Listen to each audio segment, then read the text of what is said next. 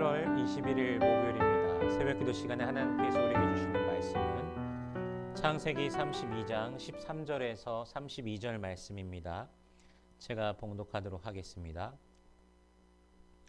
야곱이 거기서 밤을 지내고 그 소유 중에서 형 에서를 위하여 예물을 택하니 암염소가 200이요 수렴소가 20이요 암양이 200이요 수량이 20이요 전나는 낙타 30과 그 새끼요 암소가 40이요 황소가 10이요 암나귀가 20이요 그 새끼 나귀가 10이라.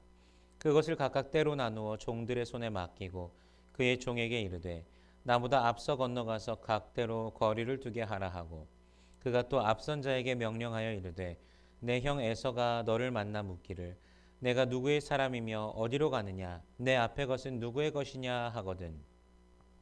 대답하기를 주의 종 야곱의 것이요 자기 주 에서에게로 보내는 예물이오며 야곱도 우리 뒤에 있나이다 하라 하고, 그 둘째와 셋째와 각대를 따라가는 자에게 명령하여 이르되 너희도 에서를 만나거든 곧 이같이 그에게 말하고, 또 너희는 말하기를 주의 종 야곱이 우리 뒤에 있다 하라 하니, 이는 야곱이 말하기를 내가 내 앞에 보내는 예물로 형의 감정을 푼 후에 대면하면 형이 혹시 나를 받아주리라 함이었더라.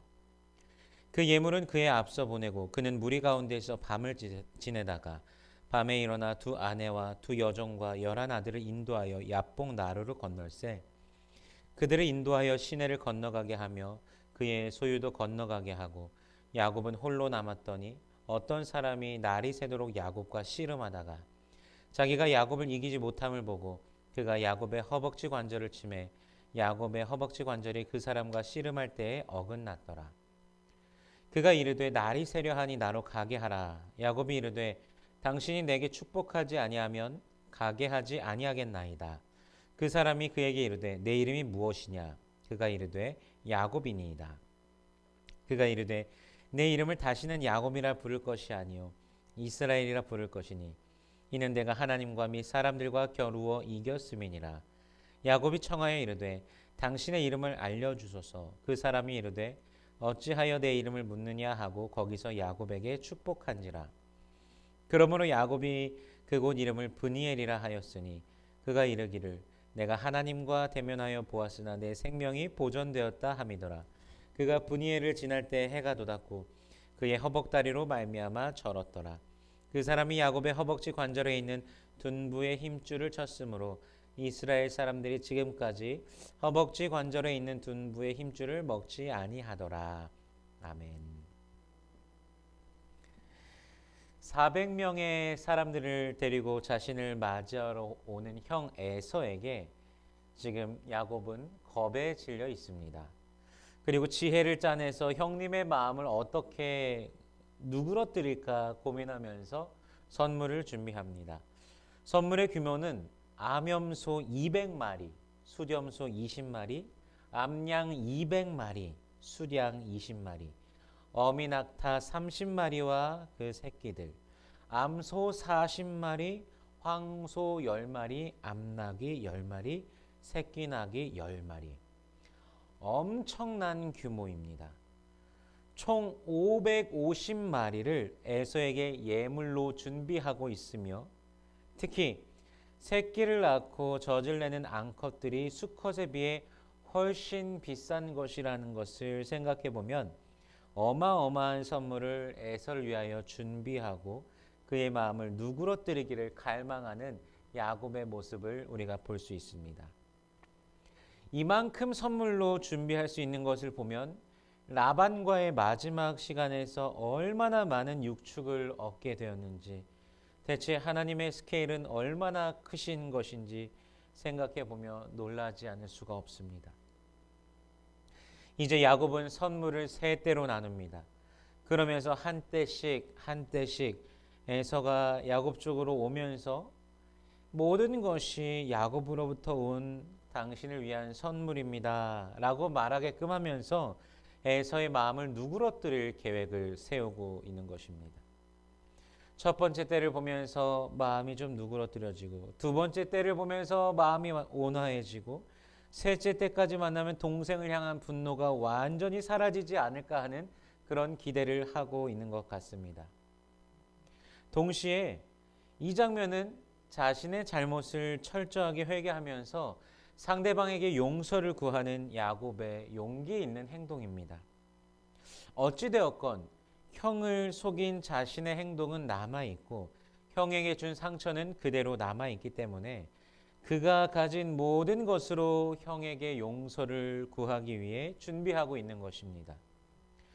지난 20년 동안의 삶을 통하여서 깨닫게 된 하나님, 그 복이 여호와께로부터 말미암는 것이란 것을 깨달은 이후 어리석은 행동으로 상처를 준 그 모든 것을 회개하되 하나님 앞에서 자신의 모습을 발견함과 동시에 피해자인 사람을 향해서 실질적인 용서를 구하고 화해를 갈망하는 실제적 노력을 기울이는 그의 모습을 보면서 그 마태복음 5장 23절 24절에서 그러므로 예물을 제단에 드리려다가 거기서 내 형제에게 원망 들을 만한 일이 있는 것이 생각나거든 예물을 제단 앞에 두고 먼저 가서 형제와 화목하고 그 후에 와서 예물을 드리라 이렇게 말씀하신 예수님이 생각납니다. 이것은 신약 성경뿐만이 아니라 모든 성경에서 사건, 어떤 일에 대한 회개는 하나님 앞에서도 회개해야 되지만 사건의 대상자에게도 가서 용서를 구하고 화해하는 것이 정말로 하나님께서 원하시는 예수 믿는 자의 삶이라는 것입니다. 기독교가 다른 종교보다 좋은 점이 많다고 생각하면서 따르는 자들이라면 그냥 이런 것 좀 하나 그냥 지나쳐도 뭐 상관은 없을 것입니다. 그러나 참으로 성령 안에서 거듭난 자들이라면 이러한 주님의 명령 앞에 자연스럽게 순종하도록 마음이 끌리게 될 것입니다. 그렇게 준비를 잔뜩 해놓은 뒤에 무리 가운데 밤을 지내다가 밤에 일어나서 두 아내와 두 여종과 11명의 아들, 한 명의 딸도 있죠. 그렇게 인도하여서 야복나루를 건넙니다. 야복강은요, 요단강으로부터 흐르는 지류로서 현재 그 지도에서는 자르카 강이라고 되어 있습니다. 그러니까 그곳에서는 야르묵이라는 강에 이어서 두 번째로 큰 규모의 강입니다. 여러분, 이스라엘이라는 그 민족의 특성상 밤에는 거의 이동을 하지 않고 사실 유숙을 하는데 밤중에 갑자기 그렇게 이동하는 것이 사실은 이상합니다. 모두와 그리고 모든 소유를 다 건너게 한 이후 오밤중에 자신은 또 어떻게 합니까? 홀로 남습니다. 그리고는 갑자기 어떤 사람과의 씨름이 시작됩니다. 날이 새도록 씨름을 합니다. 그리고 그 사람이 야곱을 이기지 못함을 보고 야곱의 허벅지 관절을 쳐서 허벅지 관절이 어긋납니다. 이 정도면 야곱이 아프다고 소리 지르면서 씨름을 당장 멈출 텐데 멈추지도 않습니다. 날이 새려고 할 때 그 사람이 나로 가게 하라 라고 말하지만 야곱은요, 당신이 내게 축복하지 아니하면 가게 하지 않겠습니다 라고 대답합니다. 이 말에 내 이름이 무엇이냐 라고 물어보니 제 이름은 야곱입니다 라고 대답합니다. 여러분, 야곱은요, 속이는 자, 그 뒤꿈치 발목을 잡은 자라는 뜻입니다. 그리고 그분은 이제 내 이름을 야곱이라고 하지 않고 이스라엘이라 부를 것이니 이는 내가 하나님과 및 사람들과 겨루어 이겼음이니라 라고 하십니다. 여러분, 속임수라는 뜻의 그 자신의 이름을 하나님이 주도하신다, 하나님이 이기신다의 뜻을 가진 이스라엘로 바뀌어지는 순간입니다.